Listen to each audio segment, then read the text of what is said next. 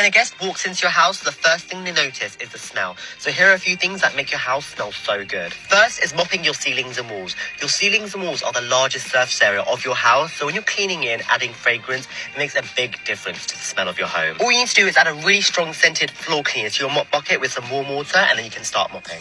Next, grab yourself some scent booster beads, hoover that all up, so while you're vacuuming, the scent will come out of the vent of the hoover, makes your house smell so good. Put a few drops of essential oil inside the toilet roll, so when the toilet roll is being used, it will trigger the scent to be released. While you're showering, add a few drops of essential oil to the floor, so the hot steamy shower combined with the essential oil will create a really nice aroma in your bathroom. Grab yourself some dryer sheets. These can be used a lot around the house to freshen things up. One of the ways is on your upholstery furniture. Works really well for freshening up rugs, and you can also use it for dusting, so when you're dusting, it will leave a nice scent behind. Next is degreasing. Now, grease is a common culprit for that musty odour in your kitchen. Spray it all over the area where you've been cooking, and make sure not to forget the floor, because when you cook, the oil spits and falls on the floor. And make sure your cooker hood is fully degreased. If it's not able to extract the cooking smells at its optimum potential. My issue with a lot of those is, firstly, I have covered washing the walls before. If you burn candles and your walls are dirty with candle smoke, you might need to wash them.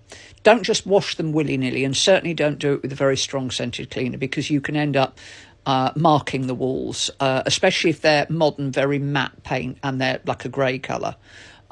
Sometimes walls need washing, and if you do, don't just randomly do that with a mop, because if you leave marks, it'll show horizontally in stripes, top to bottom, work your way down. But generally, walls don't need washing very often. You know, if you smoke or something, maybe once or twice a year, they might need dusting. Get a flat dust mop up there and take the dust off them, but they don't need washing very often.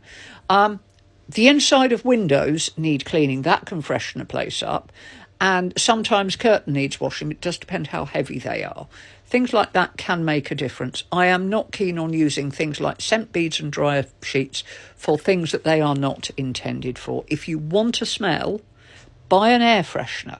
But be aware, there are three things here that are really important. The first one is, all of that would give me a blinding headache within moments of walking in the house. It would make me feel really quite ill, and it would make my nose burn. You become nose blind to the smell of your own house, which is why sometimes you walk into somebody's house and it smells of dog or whatever. People can't smell it.